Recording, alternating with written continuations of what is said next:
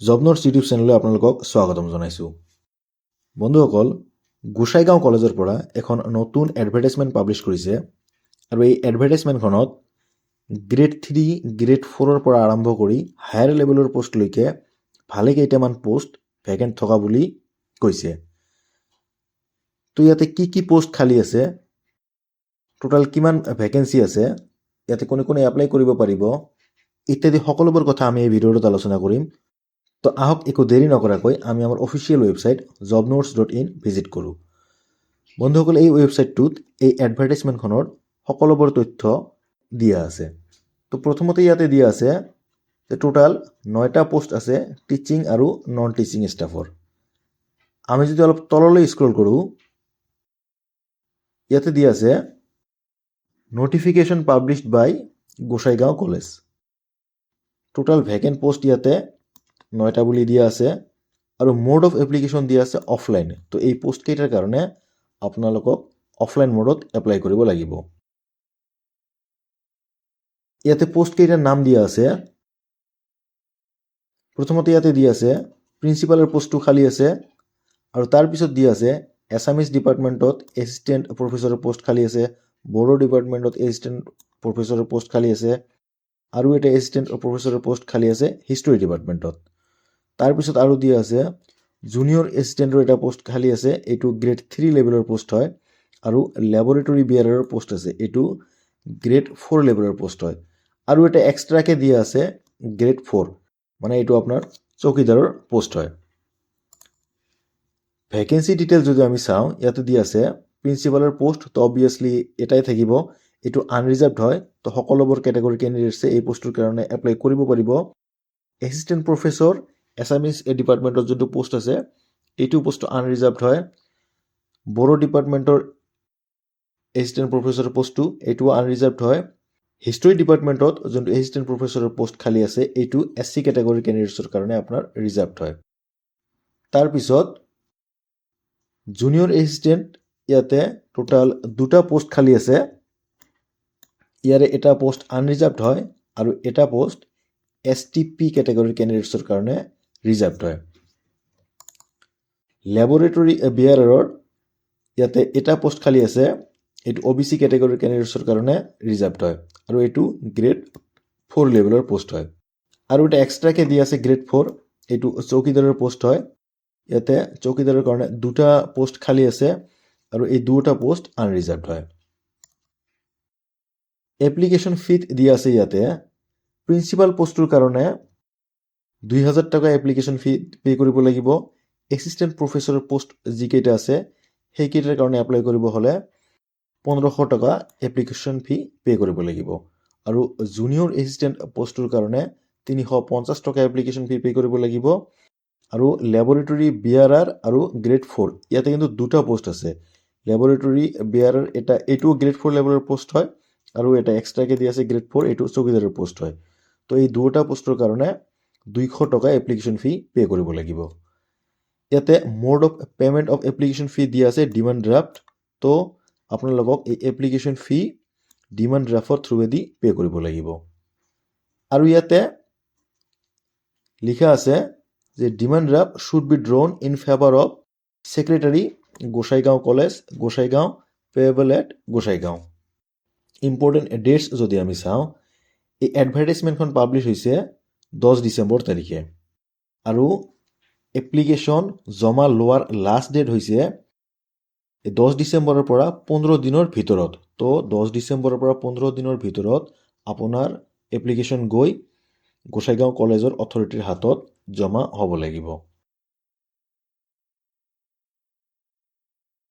As লিমিটত ইয়াতে দিয়া আছে প্ৰিন্সিপাল পোষ্টৰ কাৰণে মিনিমাম এজ ইয়াতে একো উল্লেখ কৰা নাই, মেক্সিমাম এজ দিয়া আছে 55 ইয়াৰ্ছ। এছিষ্টেণ্ট প্ৰফেচৰ পোষ্টৰ কাৰণে মিনিমাম এজ একো উল্লেখ কৰা নাই, মেক্সিমাম এজ দি আছে 38 ইয়াৰ্ছ। জুনিয়ৰ এছিষ্টেণ্ট যোনটো গ্ৰেড 3 লেভেলৰ পোষ্ট হয় এইটোৰ কাৰণে মিনিমাম এজ ইয়াতে দিয়া আছে 18 ইয়াৰ্ছ আৰু মেক্সিমাম এজ 40 ইয়াৰ্ছ বুলি ইয়াতে দিয়া আছে। লেবৰেটৰী বিয়াৰাৰ আৰু গ্ৰেড 4 অৰ্থাৎ চৌকিদাৰৰ পোষ্টৰ কাৰণে মিনিমাম এজ দিয়া আছে 18 ইয়াৰ্ছ আৰু মেক্সিমাম এজ দিয়া আছে 40 ইয়াৰ্ছ। আৰু ইয়াতে কৈছে SC, ST, OBC, PWD বা এক্স সাৰ্ভিচমেন এই কেটেগৰীৰ কেণ্ডিডেটছবোৰে গভট ৰুলছ অনুযায়ী এজ ৰিলেক্সেশ্যন পাই যাব। এতিয়া যদি আমি এডুকেশ্যনেল কোৱালিফিকেশ্যন আৰু বাকী ডিটেইলছবোৰ চাওঁ, প্ৰিন্সিপাল পোষ্টৰ কাৰণে একচুৱেলি প্ৰিন্সিপাল আৰু এছিষ্টেণ্ট প্ৰফেচৰ পোষ্টৰ কাৰণে যি গভট ৰুলছ আছে, গভট ৰুলছ অনুযায়ী আপোনাৰ এডুকেশ্যনেল কোৱালিফিকেশ্যন ধৰিব। তাৰপিছত জুনিয়ৰ এছিষ্টেণ্ট পোষ্টৰ কাৰণে ইয়াতে কৈছে যে কেণ্ডিডেট এজনৰ বেচেলৰ ডিগ্ৰী থাকিব লাগিব। ইয়াতে কৈছে কমাৰ্চ ডিগ্ৰী যাৰ থাকিব, কমাৰ্চ বেকগ্ৰাউণ্ডৰ পৰা হ'লে প্ৰিফাৰেঞ্চ পাই যাব। আৰু ইয়াতে কৈছে 6 মাহৰ আপোনাৰ কম্পিউটাৰ ডিপ্ল'মা কৰা থাকিব লাগিব। লেবৰেটৰী বেয়াৰাৰ পোষ্টৰ কাৰণে কৈছে মিনিমাম কোৱালিফিকেশ্যন আপোনাৰ SSLC বা ইয়াৰ ইকুইভেলেণ্ট এক্সাম পাছ কৰা হ'ব লাগিব। আৰু চকীদাৰ পোষ্টৰ কাৰণে ইয়াতে SSLC বা ইকুইভেলেণ্ট এক্সাম পাছ কৰা থাকিলে আপুনি এপ্লাই কৰিব পাৰিব। ইয়াতে এটা কথা লিখা আছে, আপোনালোকে অলপ মন কৰিব। Preference shall be given to candidates belonging to BTC for all the above posts. তো ইয়াতে কৈছে যিসকল কেণ্ডিডেটছ BTC ৰিজিয়নৰ পৰা বিলং কৰে, তো তেখেতসকলক ওপৰৰ এই পোষ্টকেইটাৰ কাৰণে প্ৰিফাৰেঞ্চ দিয়া হ'ব। কিন্তু ইয়াতে এনেকৈ কোৱা নাই যে BTCৰ বাহিৰৰ কেণ্ডিডেটছে এই পোষ্টকেইটাৰ কাৰণে এপ্লাই কৰিব নোৱাৰিব। তো আপোনালোকে নিশ্চয় এপ্লাই কৰিব পাৰিব।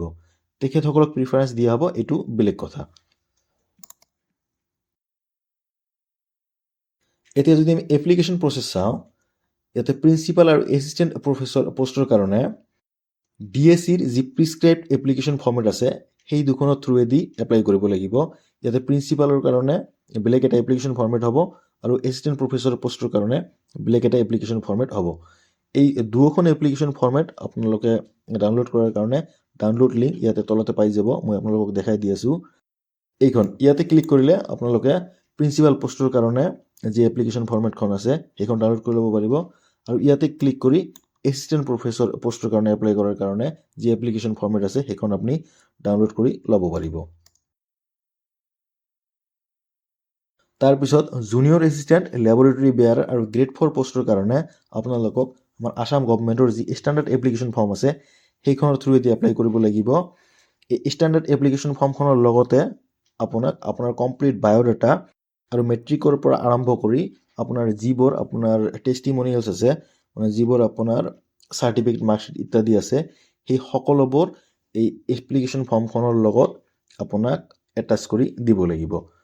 আপোনাৰ এপ্লিকেশ্যনখনৰ লগতে আপোনাৰ ডিমাণ্ড ড্ৰাফ্ট, আপোনাৰ কমপ্লিট বায়'ডাটা আৰু সকলোবোৰ নথিপত্ৰ আপোনাৰ 15 দিনৰ ভিতৰত president GB Gossaigaon college, Gossaigaon, তো এই অফিচত গৈ আপোনাৰ পাব লাগিব।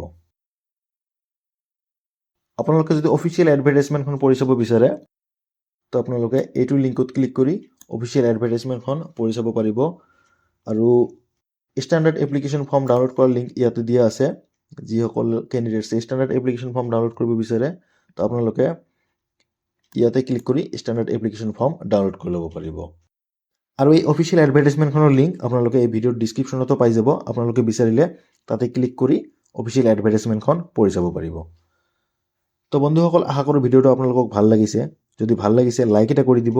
আমাৰ চেনেলটোক যদি এতিয়ালৈকে ছাবস্ক্ৰাইব কৰা নাই, কাইণ্ডলি আমাৰ চেনেলটোক ছাবস্ক্ৰাইব কৰি ল'ব। আমি এনেকুৱা জব ৰিলেটেড টপিকছত নতুন নতুন ভিডিঅ' ৰেগুলাৰলি পাব্লিছ কৰি থাকোঁ। ধন্যবাদ।